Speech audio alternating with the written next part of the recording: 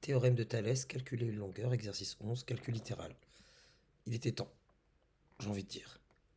Donc là, on a affaire à un triangle qui contient à l'intérieur de lui un autre triangle, donc c'est la configuration Thalès, mais on va vérifier quand même les conditions. On nous dit quand même que EN et CO sont parallèles, donc c'est de droite qui était en gras. Donc les conditions. Condition 1, est-ce que la droite, on va supposer que c'est le cas, donc les droites NO et EC, on va supposer que si on les prolonge à 150 en S, en nous basant uniquement sur le dessin, donc NO et EC, si je les prolonge à 150, donc 50 en S, le sommet commun aux deux triangles qui sont imbriqués. Deuxième condition, comme je l'avais indiqué au début, c'est présent dès l'énoncé, les droites NE et EC sont parallèles. NE parallèle à EC. Donc troisième point, je peux citer le théorème de Thalès.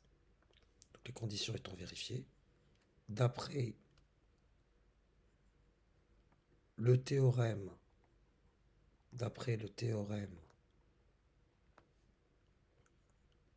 de Thalès,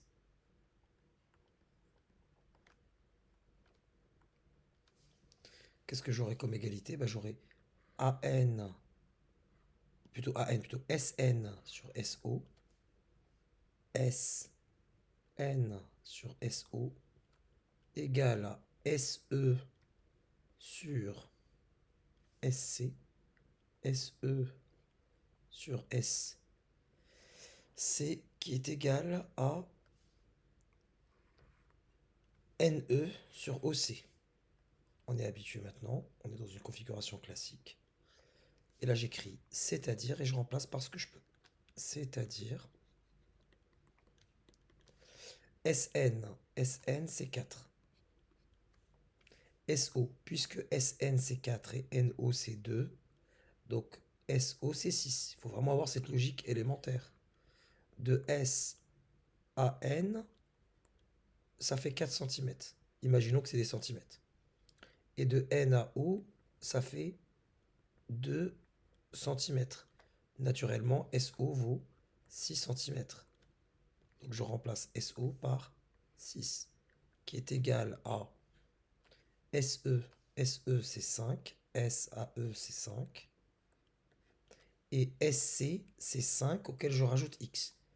Donc c'est 5 plus X. Enfin, cela est égal à NE sur OC. NE sur OC, rapport que je n'utiliserai pas et dont je n'ai pas besoin.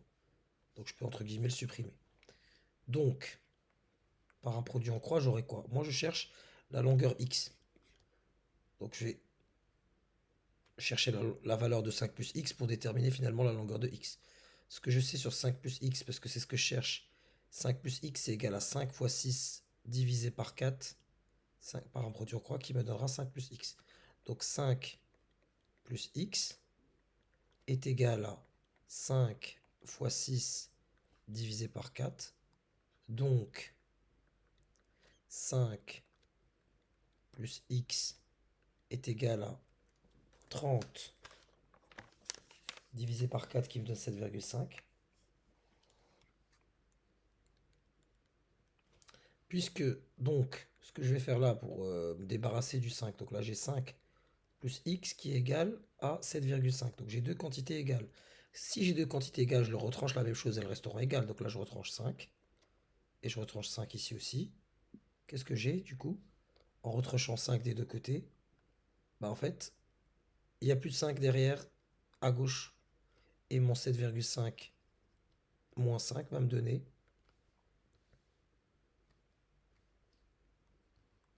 2,5. Voilà, mais ça renvoie aux équations. Et donc je trouverai x égale à 2,5.